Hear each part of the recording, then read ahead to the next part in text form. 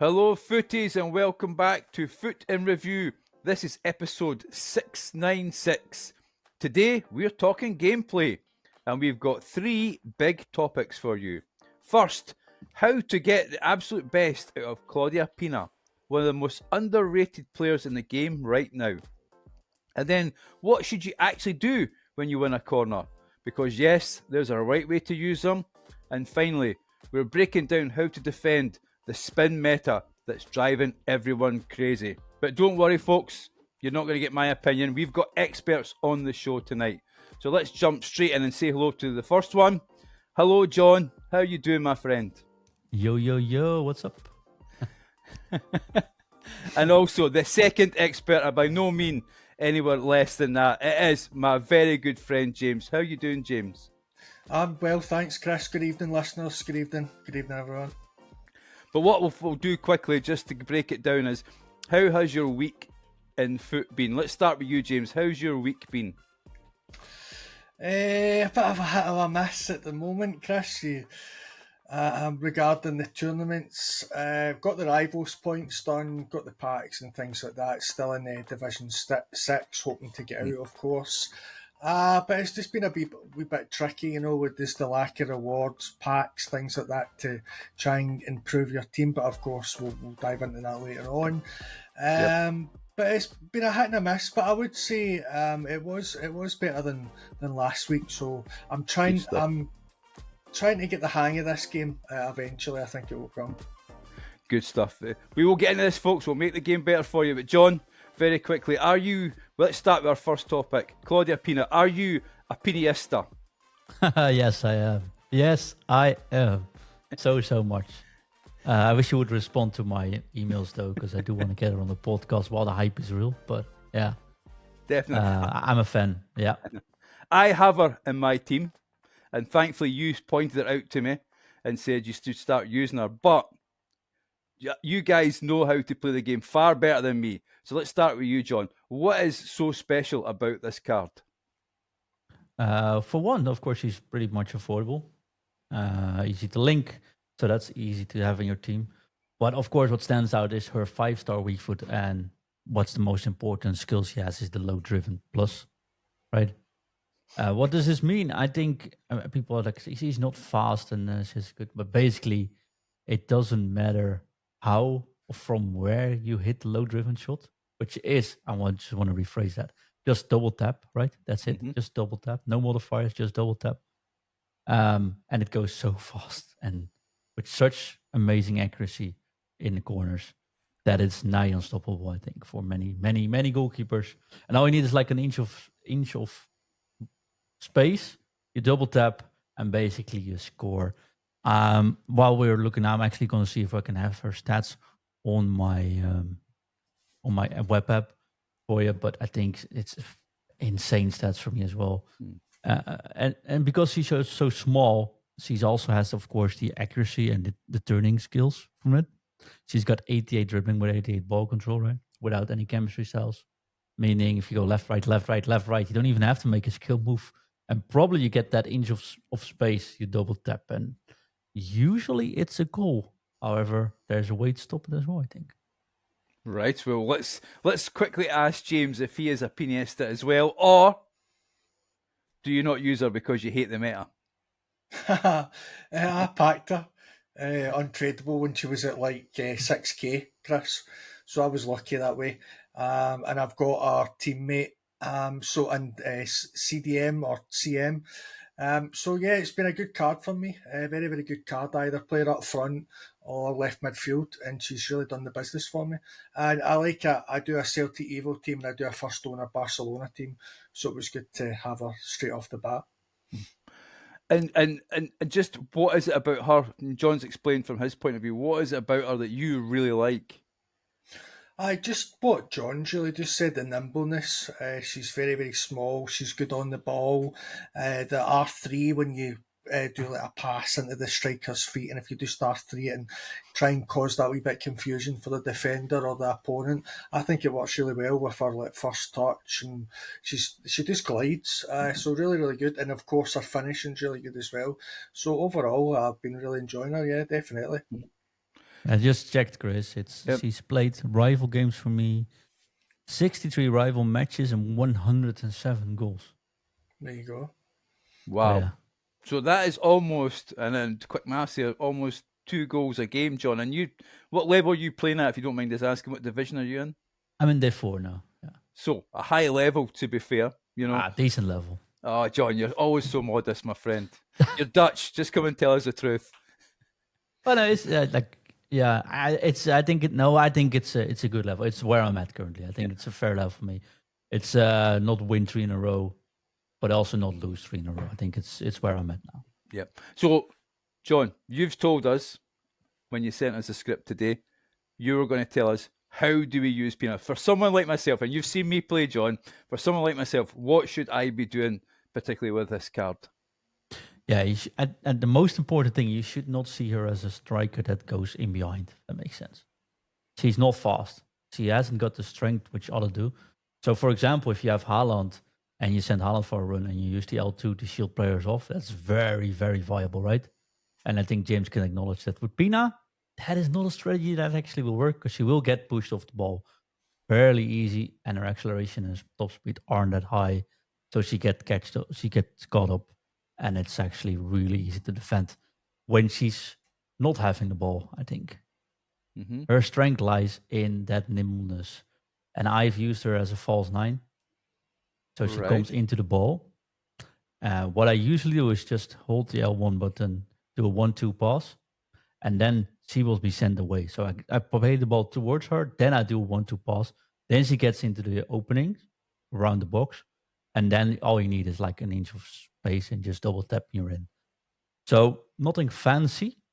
She's a player that can actually do the dribble really well. You can left stick dribble, wiggle your opponent to that if you want to. Go left, go right, go left, go right. But I found it to be much more predictable lately because everyone does it now, right?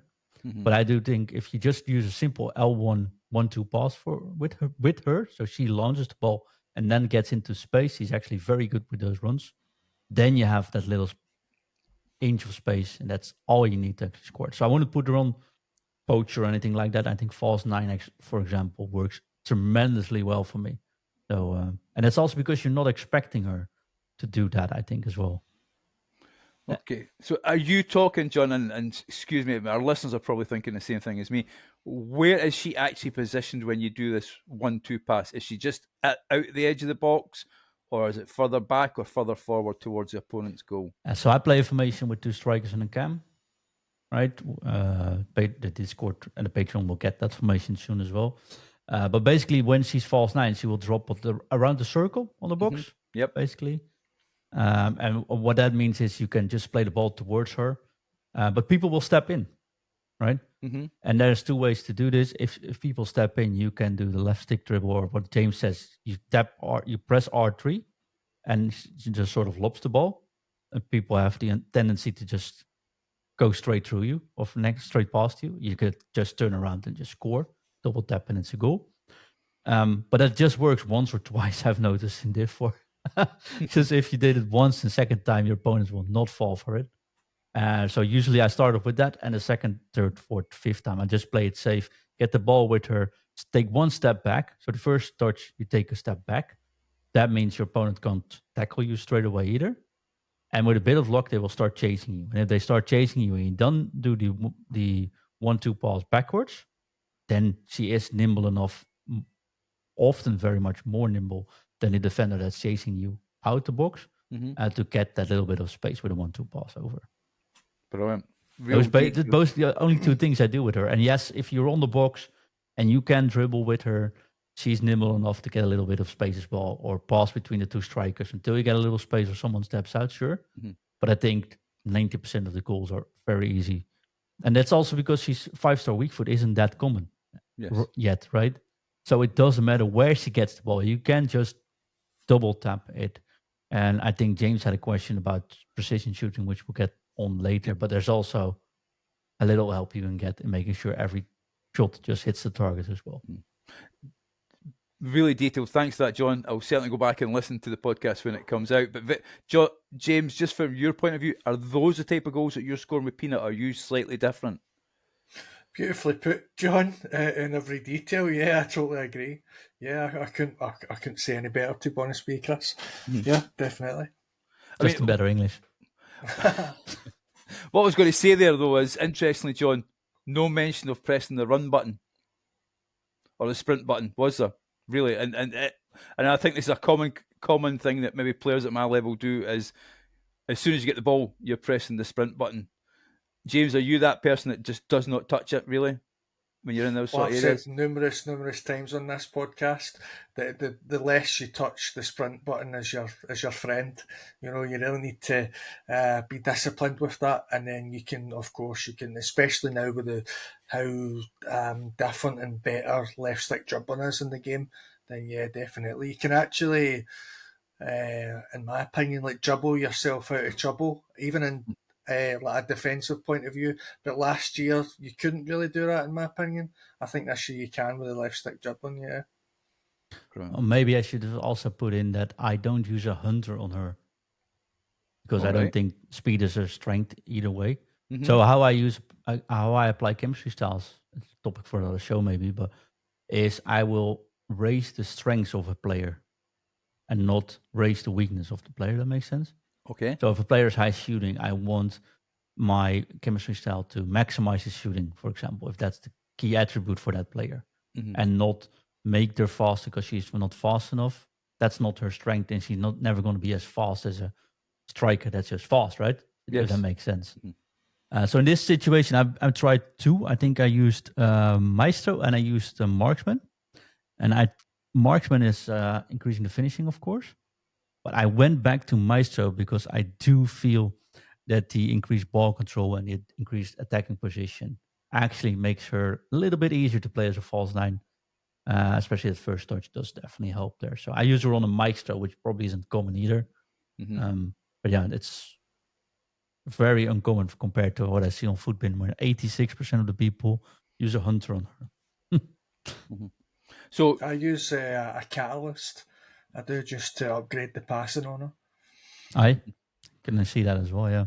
and again, James, very quick, because I know you really enjoy the Poacher. I know doing the shows with you last year.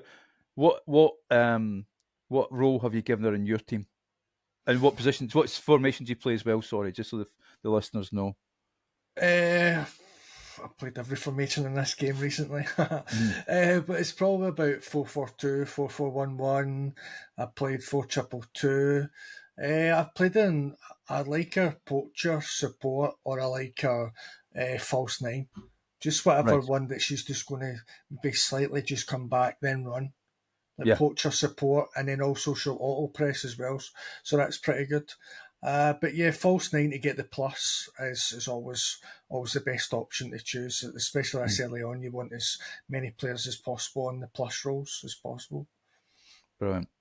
It's interesting that you've got a card like this. You look at it face stats, thinking that it's not going to be great when I packed it. I didn't consider using her, but certainly in the hands of use experts, I'm sure she's deadly, and she's actually scored a good few goals for me as well. Just before we move on to our next topic, is there anything else you just want to add on her at all, John? I think forget about the value, right? Her price goes up and down every week so far. I've seen the highest get something like 85k or something.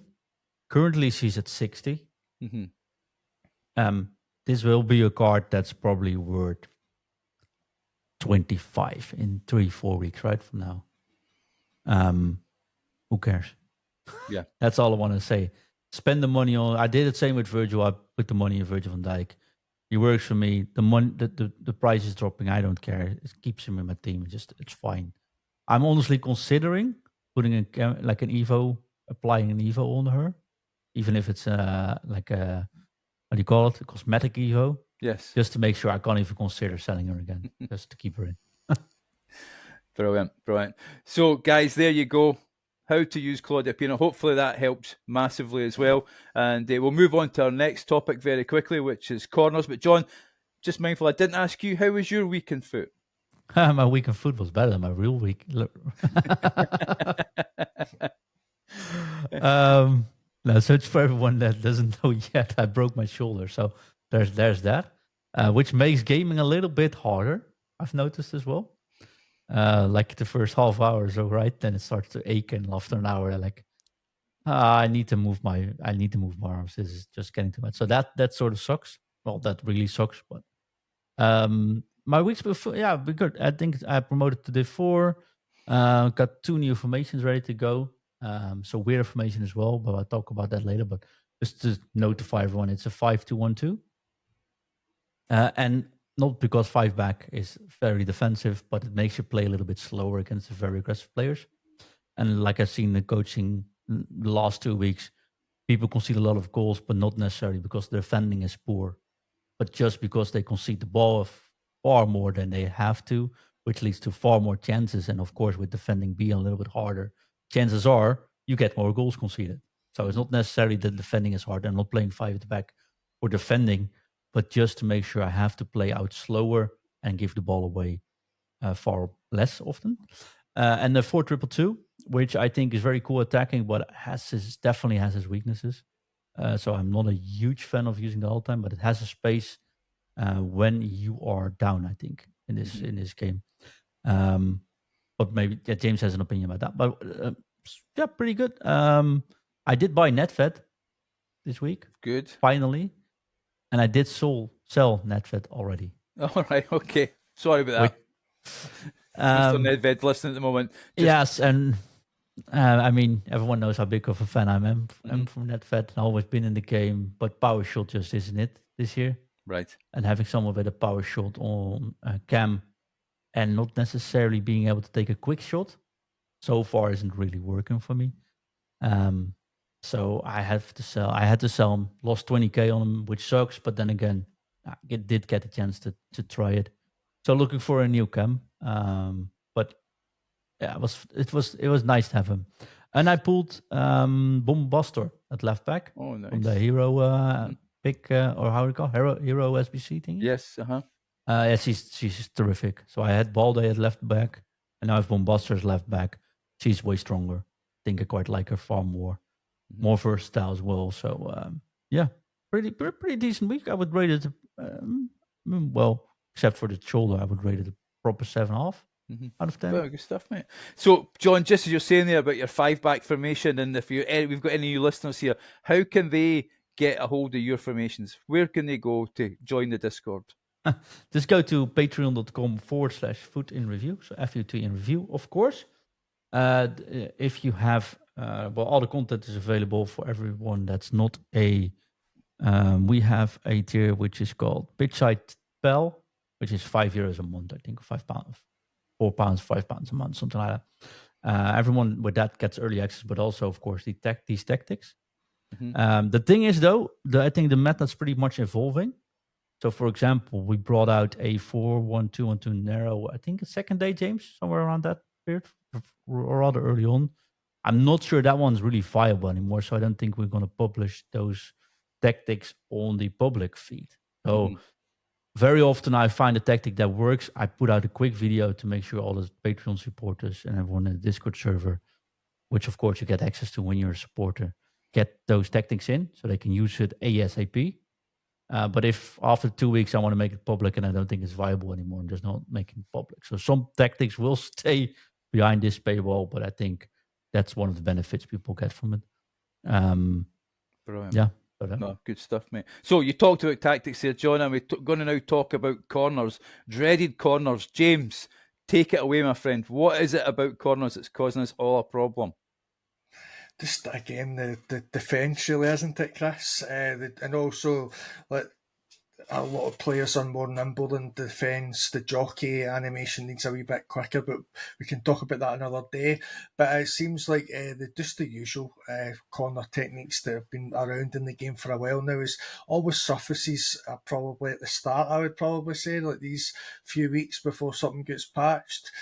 So like the short ones, the back post, these type of things are causing mayhem. John, so will we start with, when you first sent me what this was, I thought we were talking about maybe doing an Arsenal type of thing. You know how Arsenal are amazing at corners, and we're going to tell people how to score goals. But is it from your point of view when you attack, or is it the defending of the corners that's the problem? When you're the attacking team with a corner, and then you have to defend. What is it from your point of view that you wanted to bring this up? Yeah, so I see a couple of things. Of course, we've analyzed a lot of matches this week and previous week, or last week, and there's a couple of things I see. I see a lot of people losing possession from the corners, and players are rather high up, right? So far this year, and you can't set it up. You used to be able to say, oh, 1, 2, 3, 4, 5 depth on corners, for example. That's gone, and I feel there's very high up. So what happens is you lose the ball, and people just counter you because your defenders aren't fast enough. You can choose which defenders are back, but still, it's still usually 2 versus 3 in your disadvantage from your own corner. So that's a little bit risky.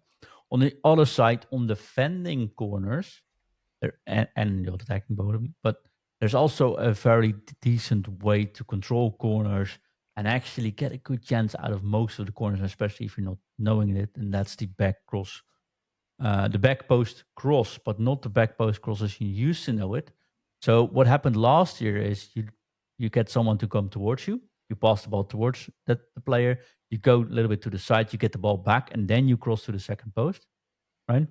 Goalkeepers are a little bit more smarter now, and they will often catch those balls and then still again lead you to a counter. So that's not what I'm recommending. What actually does work is if you get the ball and you walk into the box and you get around like there, what you call it, the 5-yard box. 6 yards. If you, 6 yards box, if you then lob it towards the second post, then the goalies aren't smart enough yet to actually catch the ball, and you get 9 out of 10 times a free header, which of course is cool for yourself. Shouldn't be in there. I'm pretty sure it will get fixed soon because it's been reported heavily, but it's also hard to defend unless you use the dreaded goalkeeper movement. If you move your goalkeeper to the second post when you know they will try to do that, your goalkeeper will catch it. It seems like there's some area where they register the ball going up and jump and get the ball easily from the players. So what I do is on defense, I will move my goalkeeper already back to the down post or the post furthest away. And when I know they want to do this, I just use offside trap right away when they touch the ball on the first touch. And I will move my goalkeeper to the second post. And 9 times out of 10, that's enough to just get the goalkeeper to get it. But I think attacking is where it's the most risk is, because usually when you pass the ball long and you lose it or the goalkeeper catches it, it's a pretty big chance you're done for. Okay. So James, going on what John's saying there, are you someone who will attack from a corner, or are you playing the ball and then just wasting time till your team resets? What is it your kind of tactic that you do if you're the attacking team and you don't want to be countered? What do you do from your point of view? Treat it like a shot, like for example, a shot, a high percentage chance you'll take the shot, so I'll do with the passing, Chris. So I'll just basically try really, really hard in my mind just to calculate, right, is that a high percentage pass I'm going to make here?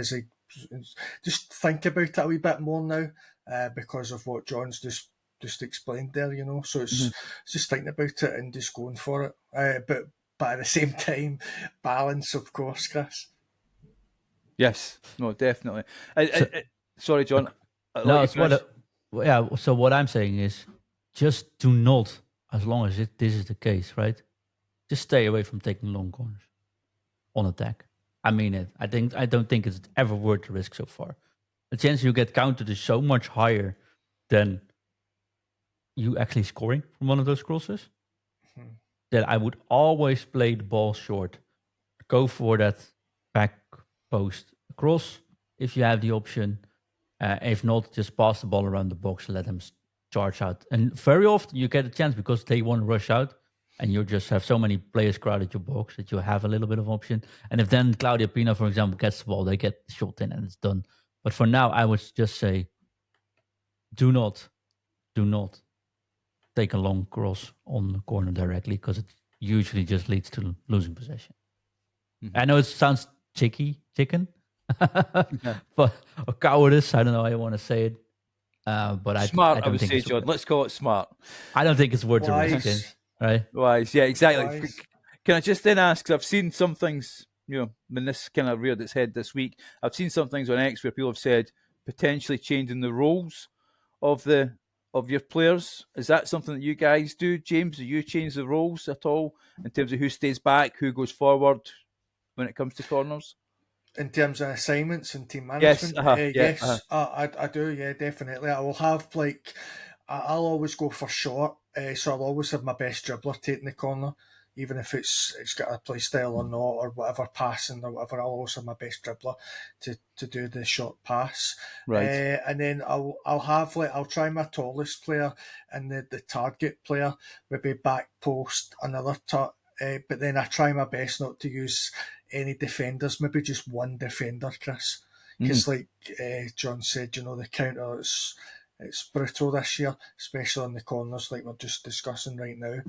So yeah, definitely, I would do that. And John, I see you nodding there. Do you agree? Yeah, definitely. I think the point is you can put Virgil at second post, for example, right? That's fine, but you have to make sure that someone else stayed back for those counters. On the other side, on the other hand, if you pass the ball short, that second post player is more important than the one you keep back because of the way this game works. They won't put 11 people at their back line either, right?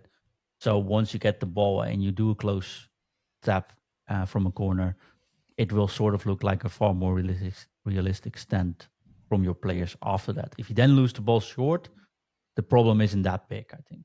So worth risk. So Good stuff. Well, let's hope that we can either start scoring from them and also not losing goals. Because as I say, when I seen it on X, I actually noticed how many goals that I do lose from corners. But what I do lose a lot of goals from is players doing the spinning technique. And John, please save my sanity. How do I stop this from happening? no, let's ask James first though, because I know Okay. he's very good at defending this. I'm certainly not, John. This year it's been an absolute struggle. So thanks for that, my friend. That's exciting. I would, in terms of you're against the dribbler, I would just always just jockey backwards, to be honest, and just try and anticipate them, and just try and move as one really as a team and be right stick switching and always try and anticipate that they're going to put a player's going to run in behind, so always try and cover that, and always use second man press. I would always use that, especially this year. It's quite more important, I would say. Yeah, definitely. I would do all of the terms, but I'm still. Sometimes you do that, and then you're just playing against an absolute demon. But the most important thing is you really need to just move as one, is defend as a unit, and not take too much time. What I tend to find at the moment, I'm taking too much time on the one player. Whereas if I say, for example, I move a player in position, I'm still selecting that player. Where I should now be thinking, right, I'm going to move to the other player, say the midfield, to cover that angle of pass, and then again switch to the other player and switch to the other player. Like all the best players in the world, when you watch them on streams, they do that. So it's just try to move as a unit. Yeah. John, So, would you agree? yeah, for the most part. No, Cheers, John. No. I think the principle there is definitely correct to me. So I do not like the fact people say you have to defend with your CDMs. Let's get that out of the way. Yes, it is good to bring your CDMs back, I think, but anyone that says don't touch your center defenders, I think is not getting it. Because if you don't touch your center defenders, I put some videos on the Discord for everyone to see as well, right? Or we did in the analysis. If you don't select the player that's in front of the ball, you will not be able to block or tackle. Right, Period. okay. The AI is not doing that for you. So they keep the line. That is definitely true. And that's why most people recommend touching CDMs. But you can just shoot past them, or like I've seen in some videos, and I showed this on the Discord as well, you can just dribble past them because the AI won't make the tackle for them. It's just not doing it this year, right? So what James says, by selecting the proper player, that is true. But you have to make sure you're the player in front of the ball. But I think the most important thing is that if I look at players playing this game and defending, it feels like they need to get the ball back. It feels like that mode where it's hot ball mode, where you have to get the ball back within 6 seconds, right? But you don't need to do that. If you look at like international football this week going on, even against smaller opponents, when big teams like Netherlands played Malta yesterday when we recorded, you see the players from Malta not stepping in to get the ball from the strikers from the Netherlands. No, they're staying in their path to make sure they can't shoot. They're waiting for them to make an action and then respond to that. They're not walking with them to make sure they get the ball off them. A tackle in real football, like actually getting the ball from off someone, isn't that common. It's always make sure you hold your line and you make sure they can't get past you. And then if they want to get past you or they make an action, that's when you do the tackle. Now, when you do the tackle, I think it's very important to hold the L2 button for using your body this year, even better and stronger than ever before. And I think when you do it, you have to make sure you actually time that tackle. And when you do pull it off, the tackling is amazing in this game. But it's important that if you lose the ball or they have the ball, you don't have to get the ball back from them. If you position it correctly, very often they will give the ball back to you because they make a mistake. Mm-hmm. No. So a slower approach to defending, but a more stable approach to defending. And like in the 4 now, the goals aren't that high scoring. The matches are getting lower scoring. The opponents are getting harder. Like the opposition is also better at defending. So I think the whole game is slowing down a little bit. And I think that is crucial for me. It feels, the longer I play this game, the better defending feels on both sides. And when I see, for example, a defender not being selected. So say I'm using Claudia Pina, I come towards the box, and I see my opponent actually using the center, not using a center defender, but using a center defense midfielder to chase me. I'm straight cutting through their defense because they're not tackling me. I'll get a free shot on goal for sure. It's just happening. So I'll look at the markers on the top of the players. If they're not the player in front of me, I just go straight through. And if they're not fast enough with switching, I got a clean shot on goal for sure. No, definitely. And John, say for instance, I want my games analysed and I want them analysed by software that's used in the Premier League. Where can I go to get this?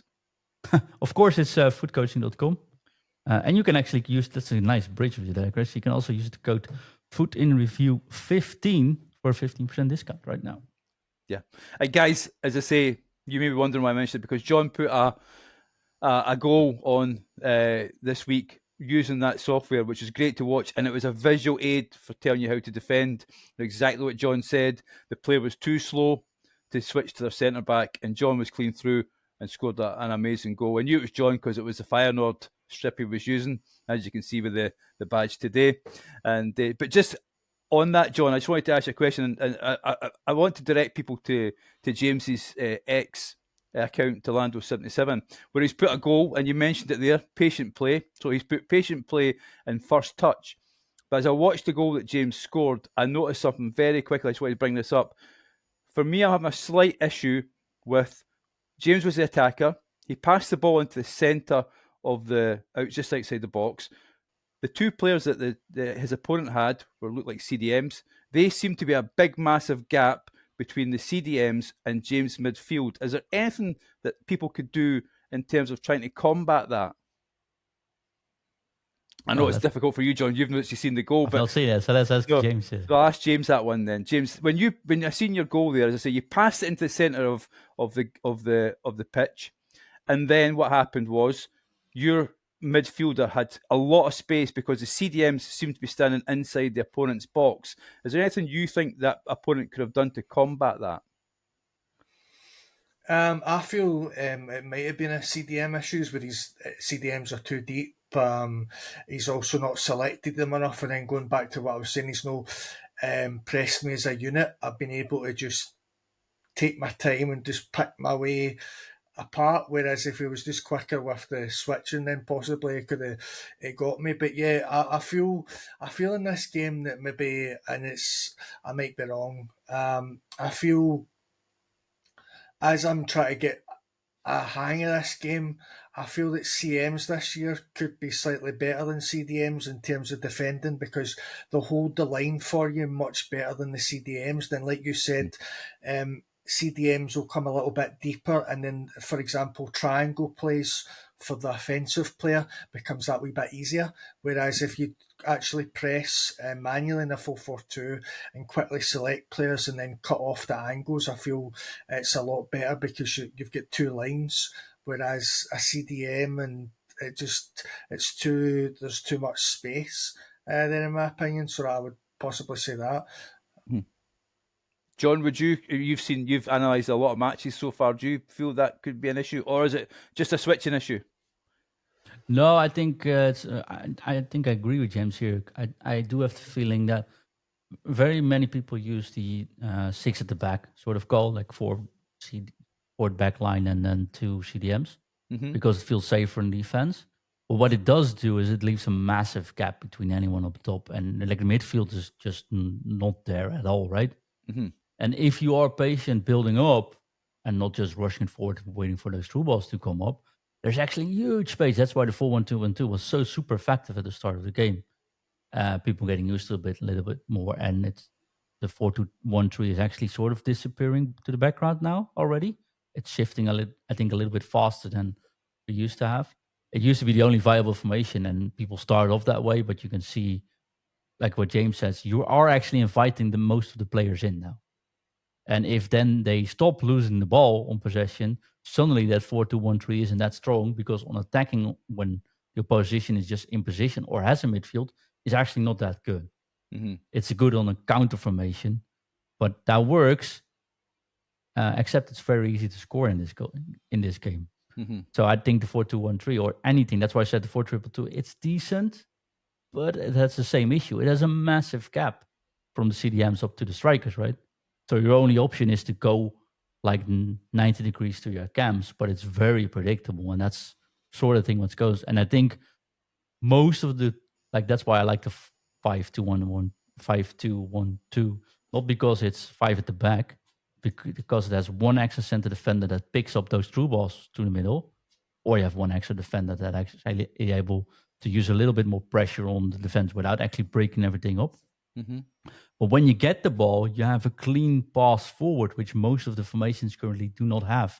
And especially, for example, on Claudia Pina on a false nine, if you have the ball with the 5-2, you get the ball with your center defender. You can actually just pass straight to your false nine, straight forward with a driven ball, which you do, of course, with holding R1, because there's nobody there anymore. The gap is huge, but you're in one pass, you're almost near that box currently.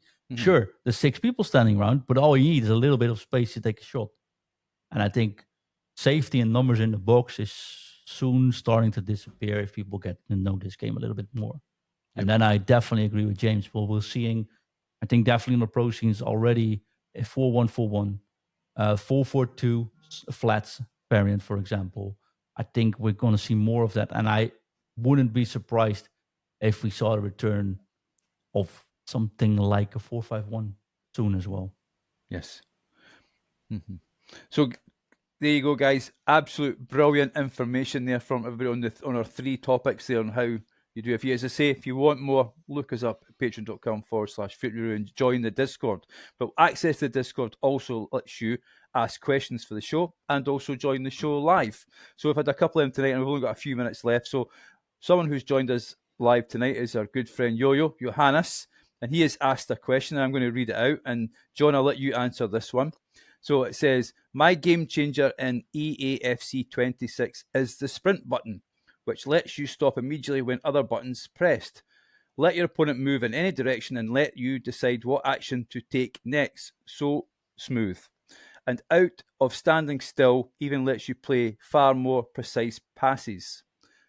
John, what's your answer to that? Do you agree with Johannes on that one? When he is pressing the sprint button, he said? Not pressed, the sprint Not button. pressed. Oh, Not okay. pressed. Sorry, okay. I apologize, Johannes. Not pressed, the sprint button. No, it's just like, I was like, I think I can follow this, but maybe there's some trick I don't know.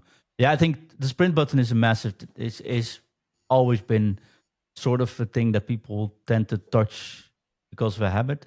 That makes sense. Mm-hmm.